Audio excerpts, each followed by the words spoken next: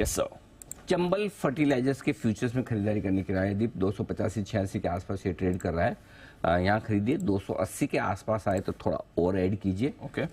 2 टुकड़ों में लेना है और क्यों लेना वो भी मैं समझाऊंगा। 274 274 का आपका स्टॉप लॉस होगा। टारगेट जो ऊपर बनेंगे, बड़े टारगेट दे रहा हूँ, 295 299, 2 छोटे टारगेट हैं एक दो तीन दिनों के लिहाज से।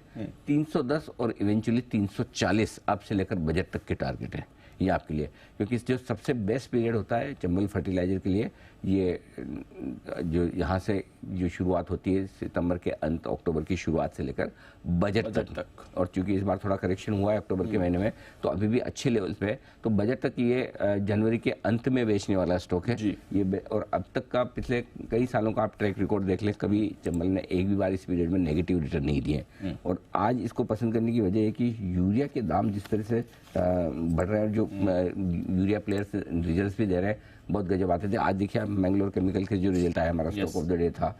इस महीने 8% सेल्स ऑलरेडी बढ़कर आई है। 7 के पी मल्टीपल पर स्टॉक ट्रेड कर रहा है।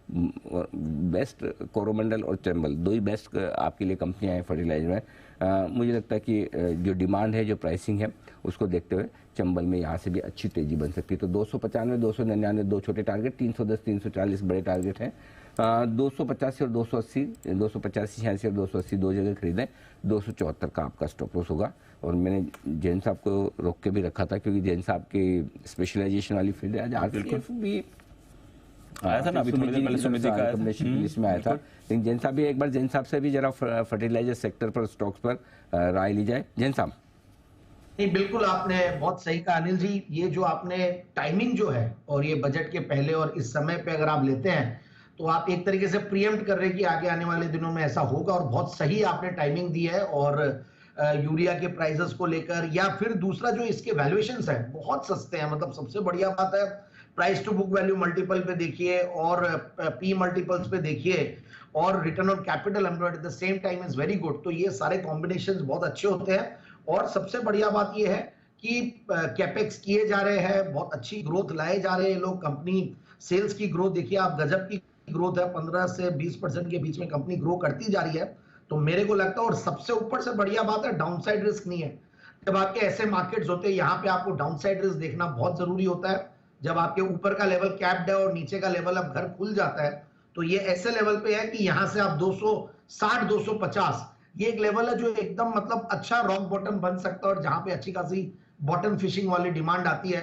तो अभी आरसीएफ की बात कर रहे थे सुमित जी, अभी आप चंबल की बात कर रहे हैं, तो सर्टेनली मुझे लगता है कि फर्टिलाइजर सेक्टर बढ़िया लग रहा है। और देखिए डेट्स को भी रिड्यूस करते जा रहे हैं लोग, तो सारी चीजें बढ़िया लग रही है। और स्ट्रॉन्ग प्रमोटर बैकग्राउंड, और उससे भी बढ़िया मतलब जो पास्ट में भी परफॉर्मेंस है, एफआईआईज डीआईआईज का अच्छा खासा भरोसा रहता है, 20% के लगभग वो लोग होल्ड कर रहे हैं। बस एफएनओ का स्टॉक है, कैश मार्केट में होता तो और दौड़ता और दौड़ लगाता। एफएनओ में अपने अपने कॉल पुट्स और कई सारी चीजें होती है, पोजीशंस की सारी चीजें आती है। But anyways I feel this stock can easily cross 330 to 350, वहां तक पहुंच सकता है। ओके, तो ये है राय आपके लिए फर्टिलाइजर स्टॉक्स पर। जैन साहब की है बेहद गहरी पकड़ सेक्टर पर, बार बार लगातार कई सारे जेम स्टॉक आपको जैन साहब ने इसमें दिए भी हैं।